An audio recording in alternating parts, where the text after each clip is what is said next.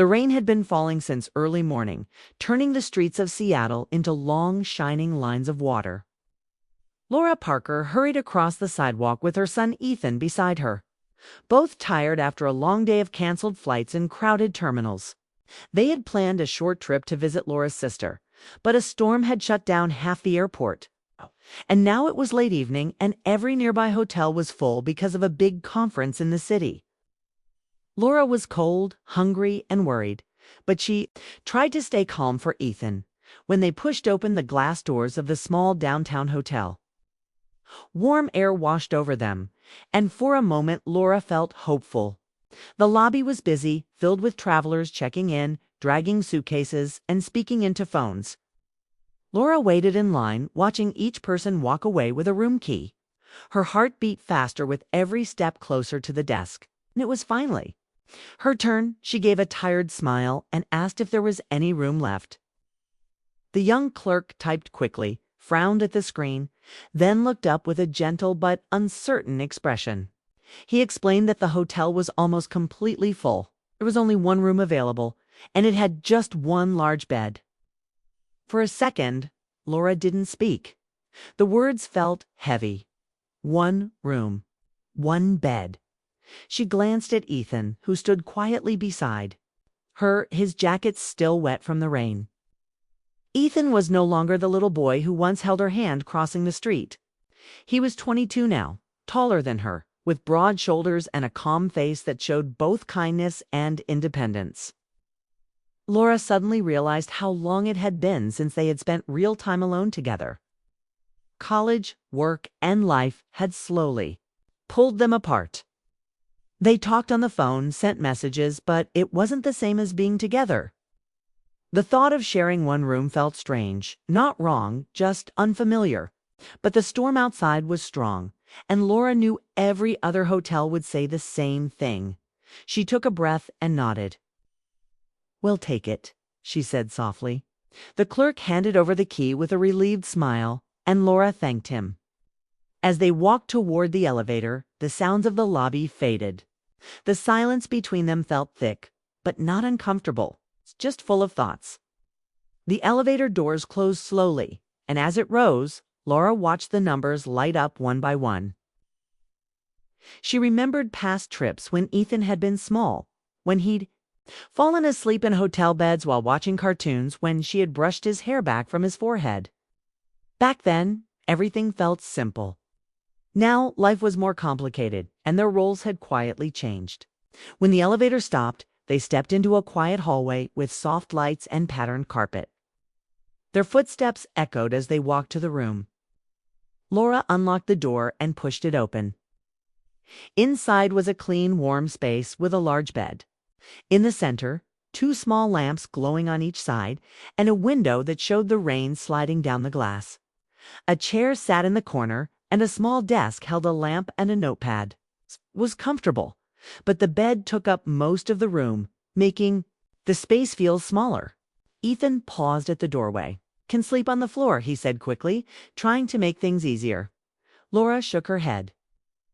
"No, you don't have to do that. It's just for one night." He nodded, though he still looked unsure. They placed their bags near the wall and took off their wet jackets. Laura sat on the edge of the bed, feeling how soft it was beneath her hands. A deep tiredness settled into her bones, but her mind stayed awake. The room was quiet, except for the sound of rain tapping against the window like gentle fingers. Ethan moved around the room, setting his phone on the desk, checking the weather. "Looks like the storm might last all night," he said. Laura sighed softly. Figures. They both gave small smiles, sharing the kind of look that comes from being stuck in a situation you can't change. Slowly, the tension eased. They talked about the airport chaos, the long lines, the delayed announcements, laughing a little at how everyone had rushed for the exits at once. It felt good to laugh together again. As the minutes passed, Laura noticed how different Ethan looked from the boy she remembered. His face had stronger lines, his voice deeper and steadier, yet his eyes were still the same, warm, thoughtful, and kind. It made her chest tighten in a mix of pride and sadness. Pride in the man he had become, sadness for the years that had gone by so fast. They got ready for bed in simple ways, keeping things respectful and calm. Laura changed in the bathroom while Ethan turned toward the window. When they finally lay down on opposite sides of the bed, there was a careful space between them. The lamp on Laura's side stayed on, filling the room with a soft golden light. For a while, neither spoke. Laura stared at the ceiling, watching shadows move as cars passed outside. Her thoughts drifted through memories, Ethan's first day of school.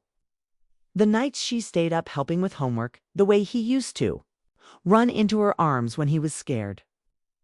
Life had been so busy lately that she hadn't stopped to feel how much she missed him.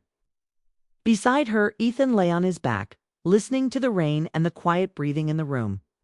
He felt strange, but not uncomfortable. Being this close reminded him of childhood trips when his mom had always made him feel safe, no matter where they were. He realized how long it had been since he'd felt that same calm. The rain grew heavier for a moment, then softened again. Laura finally whispered Ethan, "Yeah, Mom. I'm glad we're here together," she said, even if it wasn't planned. He turned his head slightly toward her, though he couldn't fully see her face. "Me too," he replied. A gentle warmth filled the space between them. Outside, the storm continued, but inside the room, something quiet and meaningful was beginning, a reconnection neither of them had known they needed. And as the night stretched on, both of them lay awake, feeling the past and present meet. In that small hotel room, unaware that this unexpected moment would change their relationship in ways they would never forget. The night stretched on, quiet, except for the steady sound of rain against the window. Laura and Ethan lay on opposite sides of the bed, but the stillness no longer felt awkward, it felt like a bridge. Fragile yet real, connecting the distance that had grown between them over the years. For the first time in a long time, they weren't distracted by work, school, or obligations. There were no phones buzzing, no emails demanding attention, just the sound of breathing and the soft tapping of rain. Laura turned her head slightly toward Ethan and spoke, her voice low but steady. "I miss you." Ethan froze for a moment, as if he hadn't expected the words, though he had felt them too. "I miss you too, Mom," he replied softly. The words hung in the air, filling the room with something both heavy and light. Neither of them spoke for a few minutes after that, letting the silence carry the weight of unspoken feelings. It wasn't uncomfortable, it was necessary. It was the silence of two people who had lived side by side for years, yet never truly spoken about the things that mattered most. Finally, Ethan broke the quiet, his voice barely above a whisper. "College changed everything." He didn't elaborate, but Laura knew. She knew the long nights when he didn't call home, the times she had waited by the phone. The distance that grew without either of them noticing how far apart they had drifted. Laura felt a pang of guilt mixed with longing. "I thought I was giving you space," she admitted, her voice breaking slightly. "But maybe I was letting you drift away." Ethan turned toward her, the dim lamp casting shadows across his face. "I didn't drift. I just didn't know how to come back," he said, and his words struck a chord deep inside Laura. It wasn't a confession of regret. Not exactly, but an acknowledgement of the years that had passed without real connection. Tears formed in Laura's eyes unbidden, and she swallowed hard to keep them from falling. There was no anger, no blame, just a quiet recognition of time lost. They began to talk then, hesitantly at first, about everything they hadn't discussed in months, even years. Ethan spoke about the pressures of college life, the constant need to perform, the stress that made him feel small despite his accomplishments. Laura shared her own struggles after the divorce, the loneliness that crept into her evenings, the quiet of a house that had once been full of laughter, the fear that she had somehow failed at keeping her family connected. Their words flowed slowly, deliberately, as though each one had been waiting years to be said aloud. At some point, Ethan reached across the bed, not to touch, but to be near, to close the invisible gap between them. You were always my safe place, he said. His voice carried the weight of memory of every scraped knee, every sleepless night, every time he had fallen and she had been there to pick him up. Laura felt a lump in her throat, a mix of pride, sorrow, and a deep, abiding love, and you were my whole world. She whispered back, her voice trembling. There was no need for physical closeness. Their hearts had already reached across the space between them. The conversation shifted naturally, moving to lighter topics, memories from his childhood. Vacations they had taken together, funny incidents at school. But even in laughter, there was a softness, a tenderness that made the bond feel renewed. Every story, every shared memory reminded them that their relationship was not lost, only paused. The room felt warmer, as if the shared words had cast a gentle light over every corner, dispelling the cold weight of years apart. Ethan admitted that he had often felt guilty for leaving, for not calling more often, for prioritizing work and social life over family. Laura reassured him, her words steady. You grew up. You needed to find your own path. It's what's true, but the acknowledgement also carried relief. They both recognized that the distance had not been about failure, but about life's natural flow. Their reconnection was not about fixing the past, it was about embracing the present. Hours passed and the rain continued outside, soft and constant. Laura noticed how much Ethan had changed.